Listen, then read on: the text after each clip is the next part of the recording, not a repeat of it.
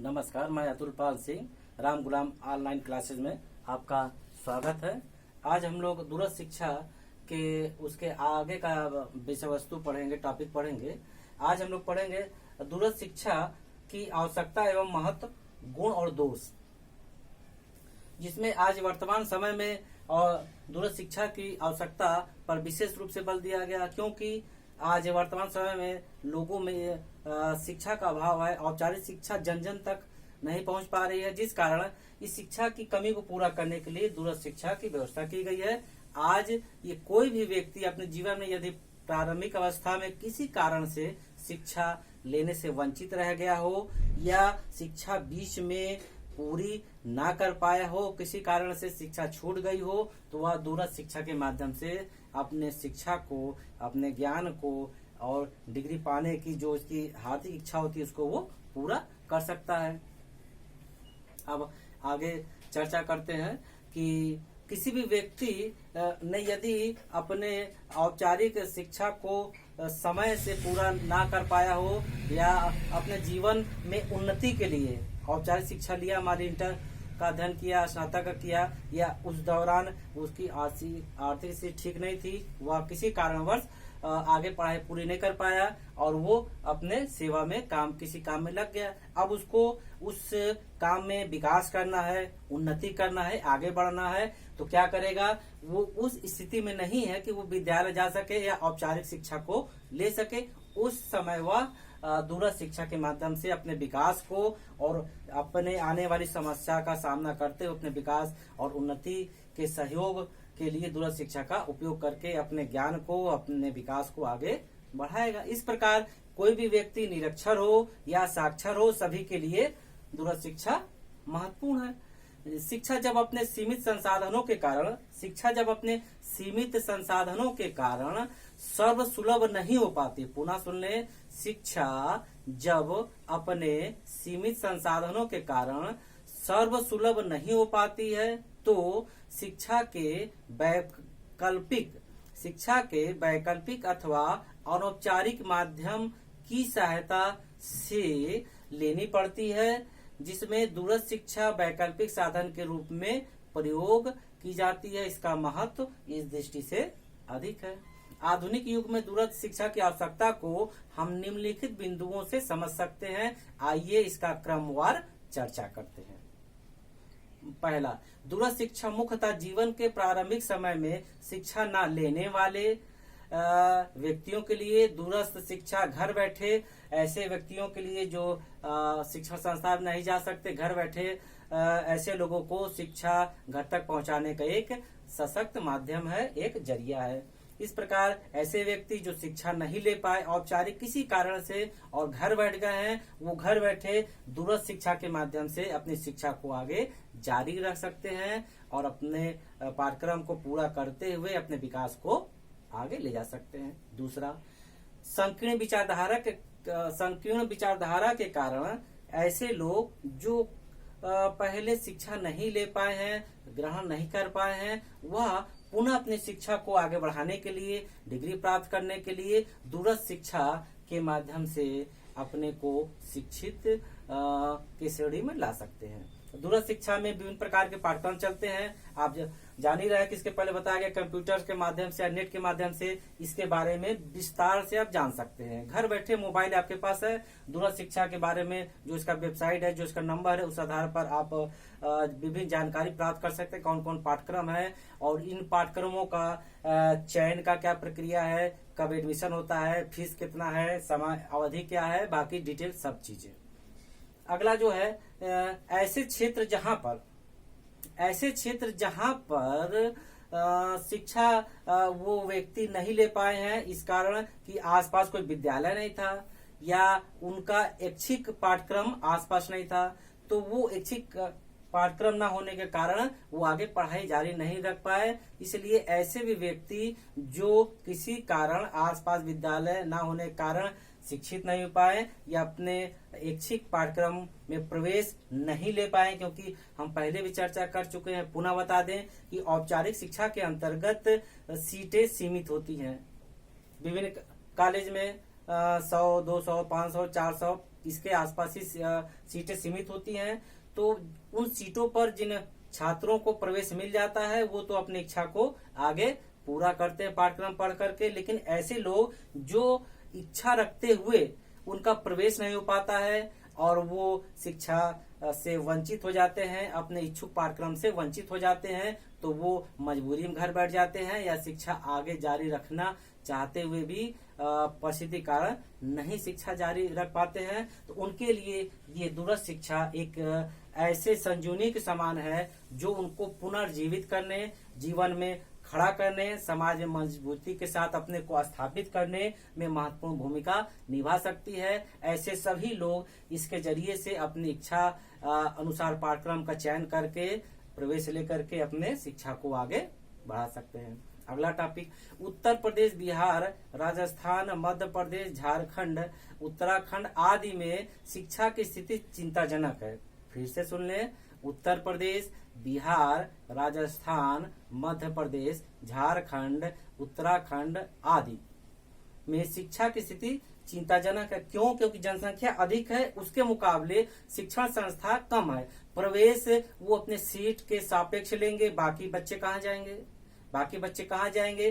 तो वो इच्छा होते हुए शिक्षा नहीं ले पाते हैं। इन राज्यों में दूरस्थ शिक्षा के माध्यम से स्थिति में सुधार लाने का प्रयास किया जाता। जैसे अभी नाम बताया उत्तर प्रदेश, तमाम नाम बताया, जिसमें उत्तर प्रदेश एक नाम लेते हैं। इन राज्यों में औपचारिक शिक्षा की कमी को पूरा करने के लिए दूरस्थ शिक्षा के माध्यम से शिक्षा के कमी को पूरा करने का प्रयास किया जाता है कि सभी व्यक्ति शिक्षित हों, सभी व्यक्ति आगे बढ़ें। इस प्रकार दूरस्थ शिक्षा की वर्तमान समय और परिस्थिति में अत्यधिक मांग है। पुनः सुन लें, इस प्रकार ये सारी बिंदु पर चर्चा करते हुए वर्तमान समय और परिस्थिति में अत्यधिक दूरस्थ शिक्षा की मांग है। इसकी सहायता से शिक्षा को सर्वसुलभ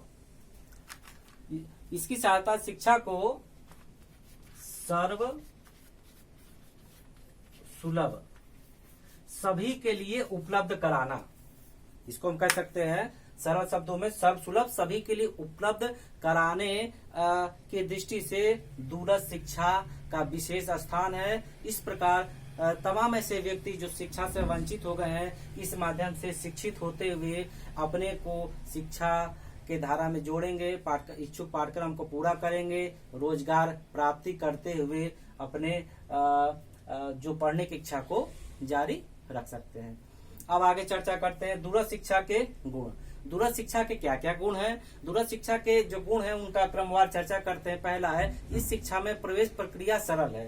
दूरस्थ शिक्षा में प्रवेश प्रक्रिया सरल है, औपचारिक शिक्षा की भांति, औपचारिक शिक्षा की अपेक्षा। दूसरा, दूरस्थ शिक्षा में आधुनिक समय में शिक्षा का लगभग सभी आवश्यकता की पूर्ति में सहायक है। जो दूरस्थ शिक्षा है, हमारे आधुनिक समय में किसी प्रकार की शिक्षा हो, किसी प्रकार की आवश्यकता हो, उसकी पूर्ति करने में दूरस्थ शिक्षा महत्वपूर्ण भूमिका निभाती है। कि हमको किसी डिग्री की आवश्यकता होती है, जो इसमें पाठ्यक्रम चल रहे हैं, हम उन पाठ्यक्रमों में प्रवेश लेकर के डिग्री प्राप्त करके अपने क्षेत्र में आगे जा सकते हैं, विकास को आगे बढ़ा सकते हैं। यदि उस डिग्री, उस शिक्षा की वजह से हमारा विकास रुक रहा हो तो भारत के संविधान में भी कहा गया है जो शिक्षा सभी के लिए वो अनिवार्य है, सभी को शिक्षा लेने का पूर्ण अधिकार है। अगला इसका जो गुण है कि विद्यार्थियों में ऐसे विद्यार्थी जो सेवारत हैं, ऐसे लोग जो सेवारत व्यक्ति हैं, उनको विभिन्न आयामों में विभिन्न आगे बढ़ने के लिए दूरस्थ शिक्षा महत्वपूर्ण भूमिका निभाती है। कि बहुत से ऐसे व्यक्ति हैं वो सेवारत हैं, नौकरी कर रहे हैं, व्यवसाय या किसी काम में लगे हैं, अब औपचारिक रूप से शिक्षा नहीं ले सकते, विद्यालय में नहीं जा सकते। अब वो क्या करें? दूरस्थ शिक्षा के माध्यम से वो विभिन्न पाठ्यक्रम को देखें और जो पाठ्यक्रम उनके विकास के लिए उपयुक्त है, आगे जाने के लिए उपयुक्त है, उनके प्रमोशन में आगे जाने के लिए उपयुक्त है, उनके वेतनमान में वृद्धि के लिए उपयुक्त है, तो उन पाठ्यक्रम को वो चुने और उसमें प्रवेश लेकर के पाठ्यक्रम को पूरा करें। तो वो सेवारत रहते हुए भी इन माध्यम से अपने शिक्षा को जारी रखेंगे, डिग्री प्राप्त करेंगे और उस जरिए जो विकास हो रहा हो कि आपको ये डिग्री मिल जाती तो आप प्रमोशन कर जाते, आपको ये डिग्री मिल जाती तो आप इस क्षेत्र से आगे बढ़ जाते, विकास करते, तो उस विकास को बढ़ाने के लिए दूरस्थ शिक्षा का महत्वपूर्ण स्थान है। आगे चलते हैं। इस शिक्षा को प्राथमिक से उच्च स्तर की शिक्षा में प्रयोग किया गया है। इसमें विभिन्न प्रकार के पाठ्यक्रम हैं जो हम इसका अध्ययन करके उच्च शिक्षा या प्राथमिक शिक्षा की जानकारी प्राप्त कर सकते हैं। अगला है धन, समय और की बचत। जब हम इससे करेंगे तो इसकी जो फीस होती है वो उचित फीस होती है, ना बहुत अधिक ना बहुत कम। ऐसी फीस होती है कि एक समान व्यक्ति, समान आर्थिक आय वाला व्यक्ति इसके फीस को निर्वहन कर सके, आसानी से दे सके। समय की बचत होती है कि हम जो काम कर रहे हैं, घर बैठे हैं या सेवारत हैं, हम समय को बचाते हुए दूरस्थ शिक्षा के माध्यम से अपना शिक्षा को पूरा करेंगे और पाठ्यक्रम को अपने घर मंगा के अध्ययन करेंगे और इससे आगे बढ़ने का प्रयास करेंगे यदि हमारे अंदर आगे बढ़ने का ललक चाहत हुआ तो। भारतीय संविधान में भी कहा गया है कि शिक्षा सभी को मिले, यह उसके उद्देश्य में शामिल है। तो दूरस्थ शिक्षा, औपचारिक शिक्षा की कमी जहाँ है वहाँ उसको पूरा करते हुए सबको शिक्षा सर्वसुलभ के माध्यम से देने का एक प्रयास है। ये इसके गुण हुए। अब दोष के बारे में चर्चा करते हैं। दूरस्थ शिक्षा के देश, कुछ दोष भी हैं। विशेषकर विकसित देशों में इसका प्रयोग कम है क्योंकि वहाँ संसाधन अधिक है, स्कूल अधिक है, टेक्नोलॉजी के व्यवसाय अधिक है, सारी चीजें अधिक है, तो यहाँ इसका व्यवसाय वहाँ यहाँ इनका विकास कम है और उसकी तुलना में विकासशील देशों में ये अधिक प्रचलित है। विकसित देशों की अपेक्षा विकासशील देश में ये अधिक प्रचलित है क्योंकि वहाँ संसाधन का अभाव है। इसके माध्यम से औपचारिक शिक्षा की कमी को पूरा किया जाता है। और क्या दोष है कि कुशलता पूर्वक प्रशिक्षण तभी संभव हो पाएगा जब प्रशिक्षक हमारा सामने हो गया। इसके दोष में है कि यदि हम पढ़ रहे हैं या कोई पाठ्यक्रम अध्ययन कर रहे हैं तो हमारे सामने शिक्षक होगा, प्रशिक्षक होगा, तो हमारी गलतियों को देखेगा, जानेगा और सही बातें बताएगा, सही मार्ग बताएगा। तो हमारे पढ़ाई के दौरान, जो अध्ययन के दौरान जो गलतियां हो रही हैं उसको सुधारने का मौका मिलेगा। इसमें ऐसा नहीं है, हम गलती भी कर रहे हैं तो कोई देखने वाला नहीं होता। क्यों? क्योंकि इसमें शिक्षक और छात्र आमने सामने बैठ के शिक्षा नहीं लेते हैं। ये इसके एक दोष हुआ। अन्य दोष है कि कोई भी प्रयोगात्मक विषय हुआ उसमें बिना किसी प्रशिक्षक के, बिना किसी अध्यापक के हम उस विषय वस्तु को अच्छे से जानकारी के रूप में ग्रहण नहीं कर सकते। जैसे लैब होता है तो हमारे साथ टीचर होते हैं, हमारा मार्गदर्शन करते, गलतियों को बताते हैं, लेकिन ऐसा इसमें नहीं है। प्रयोगात्मक विषय के बारे में हमारे ऊपर गाइडेंस के लिए कोई नहीं रहता है।